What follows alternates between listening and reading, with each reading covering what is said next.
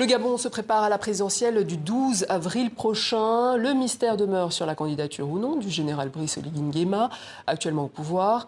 On en parle avec Nicolas Nguema. Bonsoir. Bonsoir. Vous êtes vice-président du parti PLC pour le changement.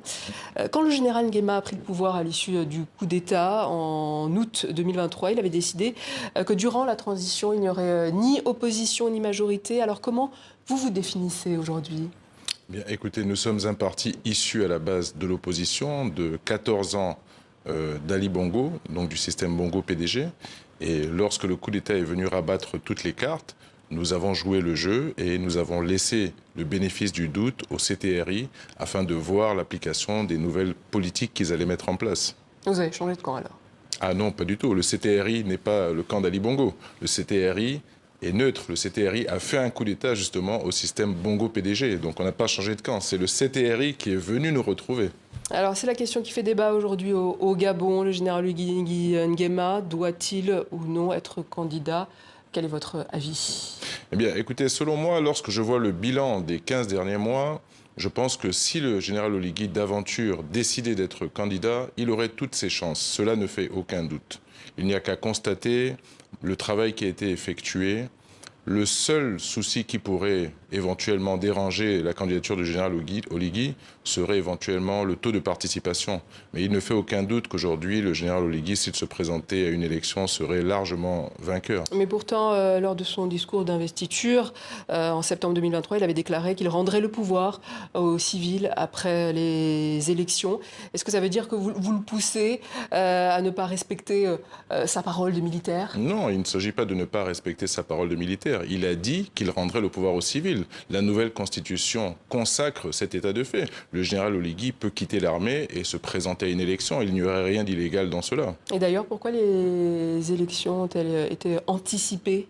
Non, elles n'ont pas été anticipées. Je pense que l'avancée de cette élection résulte plus d'une raison économique. Aujourd'hui, la situation économique du Gabon fait en sorte que le Gabon étant en transition n'a plus accès aux organismes de prêt, de crédit traditionnels comme le FMI, la Banque mondiale, l'AFD, ainsi de suite. Cela met le Gabon dans une situation assez difficile financièrement parce qu'elle est obligée de recourir à des organismes de crédit parallèles comme des eurobonds qui coûtent excessivement cher. Donc je pense qu'il faut que nous sortions très très rapidement de cette transition afin que nous puissions repartir sur le chemin de la démocratie et que nous puissions avoir accès à ces crédits normaux. Mais et justement, est-ce que c'est pas à cause de ces délestages qui se multiplient, cette pénurie, cette dette aussi qui s'est alourdie, que le président Nguema a une popularité qui s'est effritée alors qu'il était en état de grâce?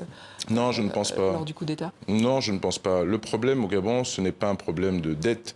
Vous savez, au Gabon, il y a deux choses. Mais il y a le reste. Il y a la oui, mais bien sûr, on y vient. Au Gabon, il y a deux choses à savoir sur notre dette. La dette, l'argent qui a été emprunté ces 15 derniers mois est consacré à la dette, avec pour objet son refinancement et sa restructuration. Le président Oligui, en prenant le pouvoir, avait besoin d'une marge de manœuvre pour relancer l'économie de notre pays, notamment les travaux d'infrastructure. Aujourd'hui, au Gabon, du nord au sud, de l'est à l'ouest, sur toute l'étendue du territoire, il y a des chantiers importants et cela est incontestable. Mais qu'en est-il de la santé, de l'éducation?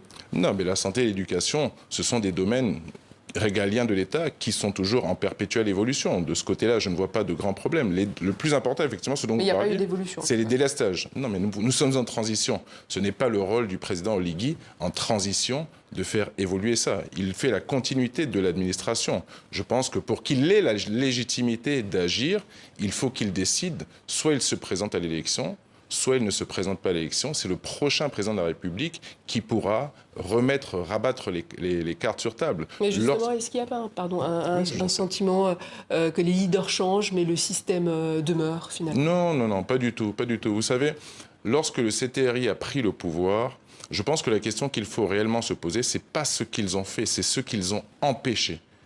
Lorsque le CTRI a pris le pouvoir, les finances publiques étaient dans un état désastreux. La dette publique était à près de 7 280 milliards au 1er septembre 2023. Aujourd'hui, au 1er janvier 2025, elle est à 7 21 milliards. Donc il n'y a pas de dette qui a été creusée. Les fonctionnaires ont toujours été payés. Il n'y a pas eu de cessation de paiement. Le problème dont vous faites état avec les délestages, nous les subissons tous les jours. Et je pense que la plupart des membres du gouvernement aussi les subissent. Ce n'est qu'un héritage de l'ancien système, de l'ancienne équipe qu'ils sont en train d'essayer de revoir. Mais un contrat avait été signé avec une société étrangère. Le Gabon, même si nous sommes en transition, se doit de respecter les engagements qui ont été signés, même s'ils n'étaient pas bons. Et aujourd'hui, nous nous retrouvons dans cette situation. Justement, l'ancienne équipe Ali Bongo Ondimba entame une nouvelle période de grève de la faim pour dénoncer le sort réservé à son épouse et à leur fils en détention depuis 17 mois sans avoir accès aux soins requis par leur état de santé. Quelle est votre réaction à ça? Ma réaction serait de demander à Ali Bongo de se soucier des personnes qu'il a enfermées injustement, illégalement, pendant des dizaines d'années, lui, sa femme et son fils. S'il veut faire une grève de la faim, je pense qu'il devrait s'estimer heureux de ne pas se retrouver à la barre d'un tribunal. Et ça, je pense que le président Oligui fait une grave erreur en ne laissant pas le président Ali Bongo être jugé. Donc peu importe l'état de santé de sa femme et de ses enfants. Mais vous savez, en prison, il y a plus de 5000 détenus. Alors je pense qu'on pourrait se soucier aussi de l'état de santé de tous les autres détenus. La priorité, c'est tout le monde. La priorité, c'est tout le monde, comme vous le dites. Nicolas Nguema, merci. Je rappelle que vous êtes vice-président du parti gabonais PLC pour le changement. Je vous remercie.